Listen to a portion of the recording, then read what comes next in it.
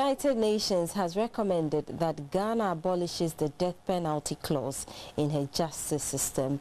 Although the capital punishment has not been practiced since 1993, member countries of the UN are of the view it damages the human rights record of the country and must be scrapped. Ghana's Attorney General and Minister for Justice, Madame Gloria Kufuor, was in Geneva to give an account of the human rights situation in the country at the UN Human Rights Council under the Universal Periodic Review Mechanism. Ambassador, the next speaker is the delegation of Kenya. A universal periodic review mechanism is done every 5 years to assess the human rights situations in UN member states. This is Ghana's third participation in the exercise, where 120 recommendations were made. Ghana adopted only 23 of the recommendations which are being implemented.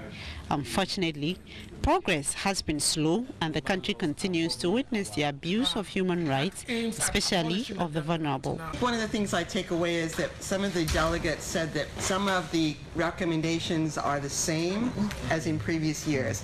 Now, is that somewhat encouraging in that there's no new issues, there's no new problems, but a little discouraging in that there's maybe not enough progress in issues that have been raised and recognized in the past.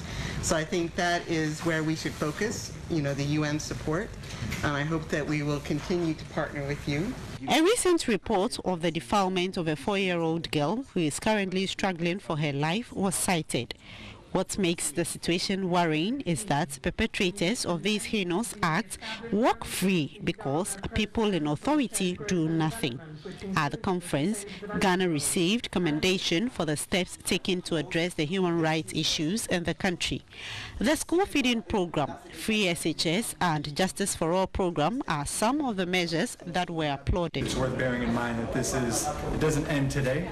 From here, the Ghana will accept or the recommendations that they will, and it's up for the government, development partners, and civil society to continue to work towards the 4th review, which will come in 5 years, to actually implement some of these recommendations. Civil society was happy that the Attorney General's presentation reflected a true human rights situation. Civil society in Ghana submitted over 24 reports to the UN Human Rights Council in various thematic areas, compared to last year where civil society only made 8 recommendations or reports.